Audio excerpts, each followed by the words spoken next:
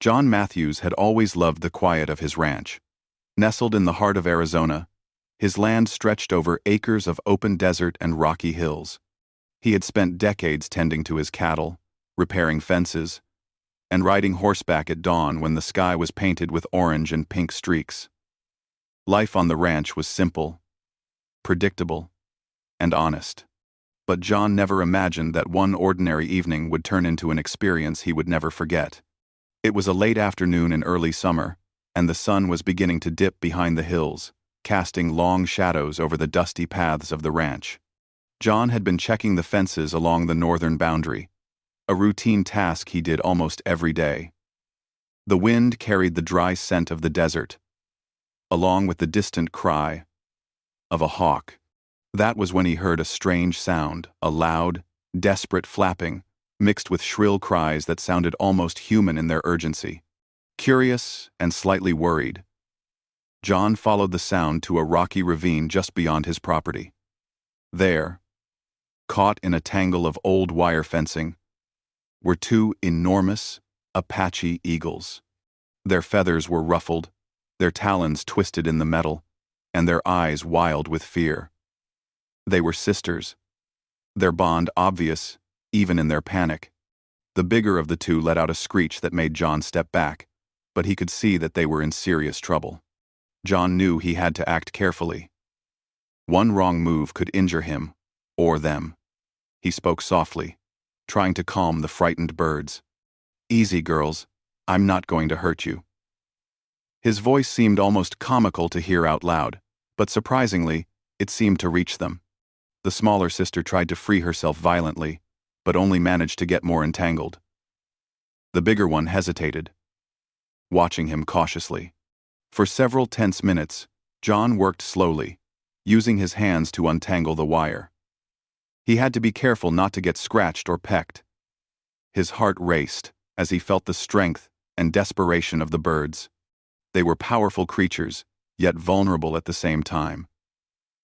Finally, after what felt like hours, both eagles were free.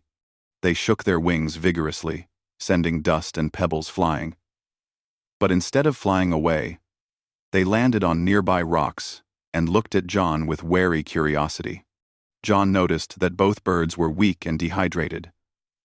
Their feathers were dusty, and their eyes, though sharp, seemed tired. He knew they wouldn't survive alone in the wild without help. Carefully, he coaxed them toward his truck. "Come on, girls. Let's get you somewhere safe." It took patience, but eventually, the sisters allowed him to guide them back to the ranch. At the ranch, John cleared a corner of his barn and laid down some soft blankets. He brought water and a few small pieces of raw meat. One sister hesitated at first, pecking cautiously at the food, while the other ate immediately. John watched them quietly, not wanting to scare them again. He named the larger one Luna and the smaller one Sol, inspired by the sun and moon, symbols of their inseparable bond. Days turned into a routine of care and observation. John woke early each morning to check on Luna and Sol. He refilled their water, offered fresh food, and even built a small perch for them to rest on. Slowly, the sisters began to trust him. They allowed him to approach without flinching, and even began following him around the barn when he worked. John was amazed. He had always known Apache eagles were intelligent, but he never expected them to show such awareness and curiosity toward a human. Despite his joy in helping them, John felt a twinge of sadness. He knew these were wild creatures, meant to soar through the skies of the desert, not remain in captivity. He encouraged them to fly, opening the doors of the barn wide and stepping back. Luna and Sol flapped their wings and lifted off briefly, only to return to the safety of the barn. John realized that they were attached not just to him, but to the ranch itself. The quiet safety of the land, the steady presence of John, and the daily meals had created a new home for them. Neighbors began to notice the unusual guests. A few came to watch, their mouths open in astonishment at the sight of two giant Apache eagles calmly perching in the barn. Children from the nearby town would come running, whispering excitedly about the eagles. John had to remind them to keep their distance. "They're wild, even if they trust me," he said gently. "You can look, but don't try to touch." John began documenting their behavior. He noticed how Luna was the more cautious of the two, always watching for danger and reacting first to any unfamiliar sound. Saul was playful and curious, sometimes hopping on the fence to chase after small animals or inspect new objects in the barn. They communicated constantly with soft calls and gestures, showing the closeness of their bond. Watching them, John felt a deep sense of privilege. These were not pets, they were companions who had chosen him as part of their lives. Evenings became the most magical part of the day. John would sit on his porch, sipping coffee as the sun set behind the hills, and the sisters would fly around the property, landing occasionally to watch him. Sometimes Luna would perch on a fence post just a few feet away, her sharp eyes studying him with intensity that was both humbling and comforting. Saul would glide silently above the barn, occasionally landing to nuzzle her sister. The sight reminded John that life was unpredictable, and sometimes it brought wonders in the form of wild creatures seeking trust and kindness. John began to worry about the future. He knew that in the wild, Apache eagles could travel great distances, hunt for themselves, and live entirely independently. But Luna and Saul had grown dependent on him. Would they survive if he tried to release them? He consulted wildlife experts, who agreed that while eagles often return to the wild after rehabilitation, the strong bond these sisters had formed with him might make it difficult. John realized he might be facing a choice he never anticipated between setting them free or letting them stay by his side. One night, after a long day of work on the ranch, John sat quietly in the barn, observing Luna and Saul as they settled onto their perch. Their eyes reflected the soft light of the lantern he had hung nearby. It was a moment of peace, of connection, and of mutual trust. John whispered, almost to himself, "I didn't think anyone would ever need me like this."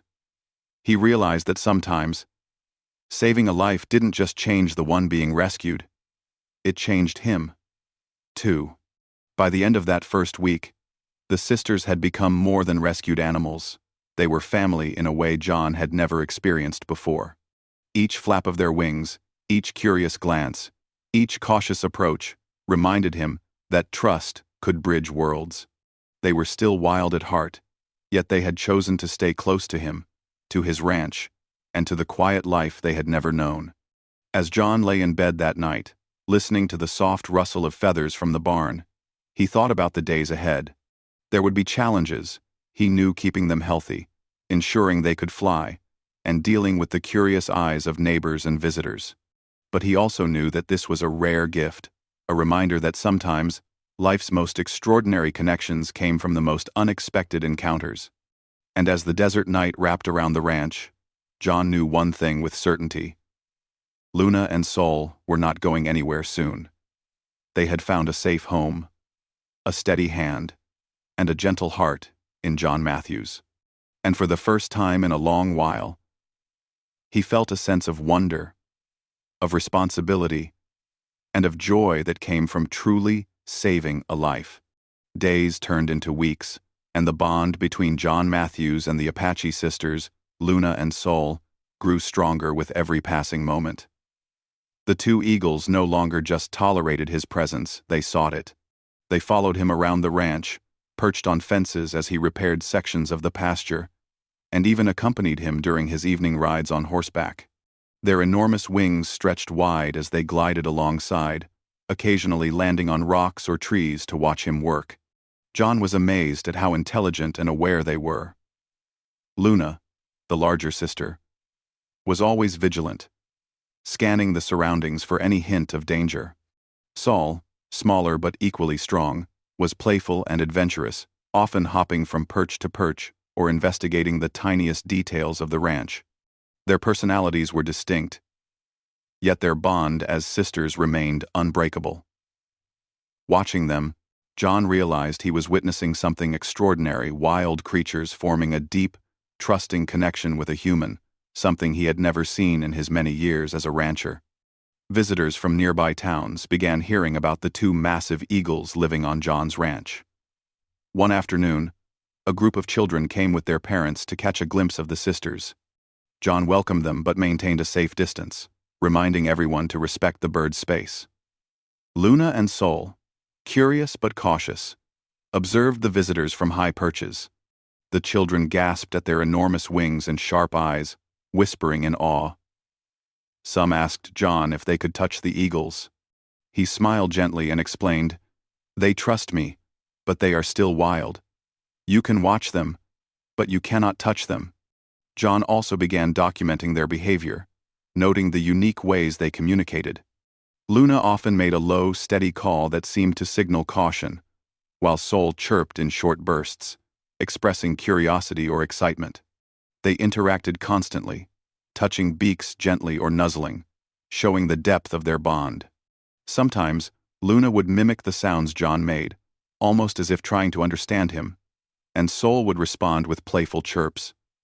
John felt honored to be a part of their world. One morning, while checking the northern fence, John noticed Luna perched unusually close to the edge of a cliff.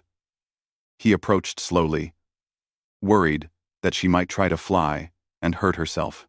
To his surprise, Luna spread her wings and lifted slightly, not to escape but to glide gracefully in place, showing off her strength and precision. Sol followed, twirling in the air and landing lightly on a nearby boulder. John watched, captivated by their skill. They were wild, free, and yet deeply connected to him and the ranch. Despite their comfort, John never forgot that these eagles were meant to live in the wild. He tried encouraging them to fly further, even taking them to open areas beyond the ranch. Luna and Sol would lift off, gliding for a few hundred feet, only to return as if they had decided the ranch was safer. John understood they had formed a choice. The ranch was not a prison. It was a home they had willingly embraced. He felt a mixture of pride and responsibility. The sisters soon became part of the ranch's daily life. They would wake John in the mornings with soft calls, watch over the cattle from high branches, and even alert him to approaching wildlife. One afternoon, a fox tried sneaking into the pasture to chase the smaller calves. Luna spotted it instantly, screeching a sharp warning that made John grab his hat and rush to the area. The fox, startled by the unexpected alarm, ran away. Sol circled above, her eyes bright and alert. John realized that in a strange way, the sisters were helping him protect his property and animals. Their bond deepened even more during a sudden desert storm. Heavy winds whipped across the ranch, stirring dust and rattling fences. Luna and Sol huddled together in the barn corner, feathers fluffed against the wind. John checked on them constantly, bringing extra water and ensuring the shelter held strong. Watching them brace against the storm, he felt a surge of emotion. These magnificent creatures, so wild and powerful, had come to rely on him, and in return, they had become his constant companions.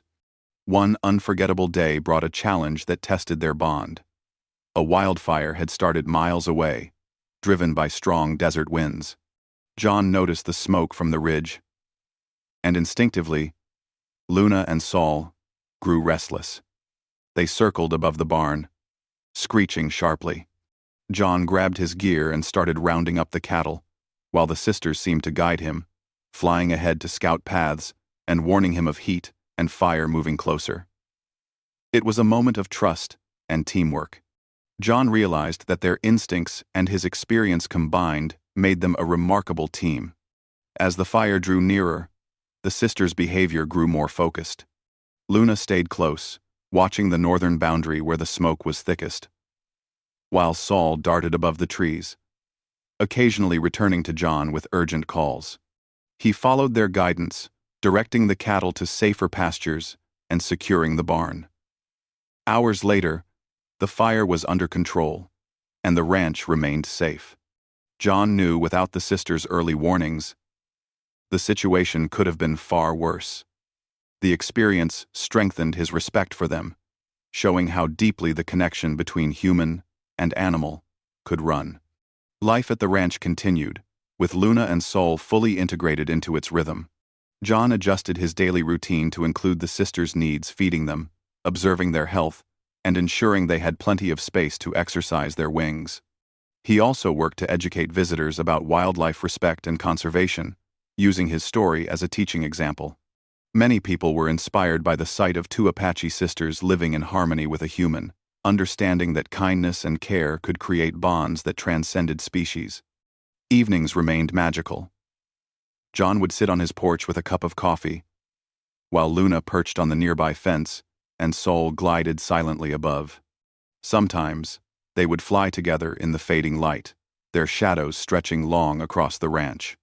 The peacefulness of these moments reminded John why he had chosen this life: simple, honest, and connected to nature. And now, these extraordinary eagles had become part of it, transforming his quiet ranch into a sanctuary of trust, loyalty, and wonder. Visitors began sharing stories of the sisters far beyond the local community. Wildlife enthusiasts, journalists, and even photographers came to see Luna and Sol. They were amazed not only by their size and beauty but also by the unique behavior that showed clear signs of intelligence and attachment. John welcomed the interest, but was careful to protect the sisters' well-being. "They are wild at heart," he would explain, "but they have chosen to trust me, and that trust is precious." Through it all, John reflected on the lessons he had learned. The Apache sisters had come into his life unexpectedly, but their presence had taught him patience, empathy, and the true meaning of responsibility. They had reminded him that even wild creatures could form meaningful connections when treated with kindness. Most importantly, they had shown him that saving a life could create lifelong bonds that were rewarding in ways he had never imagined. Months passed, and Luna and Sol remained at the ranch. They were healthy, strong, and fully integrated into daily life. They still had the instincts of the wild, but they had chosen to stay close to John, his ranch, and the peaceful life he offered. John no longer worried about their future. They were not just visitors, they were family, companions who had chosen him as much as he had chosen them. And so, life continued in the Arizona desert. The ranch, once quiet and solitary, was now alive with the presence of two majestic Apache sisters. John Matthews knew that every call, every flap of their wings, and every shared moment was a reminder of the unexpected joys that life could bring. Luna and Sol had refused to leave, not out of fear, but out of trust and love. And in return, John had found something even more precious: the companionship of two incredible wild spirits who had chosen him as their own. In the end, John understood that saving a life was not always about returning it to the wild. Sometimes, it was about creating a home, building trust, and discovering that the bonds we form with others, human or animal, can bring a kind of happiness that nothing else can replace. The Apache sisters had refused to leave, but in doing so, they had given John something he would cherish forever: a reminder that kindness could create miracles in the most unexpected ways.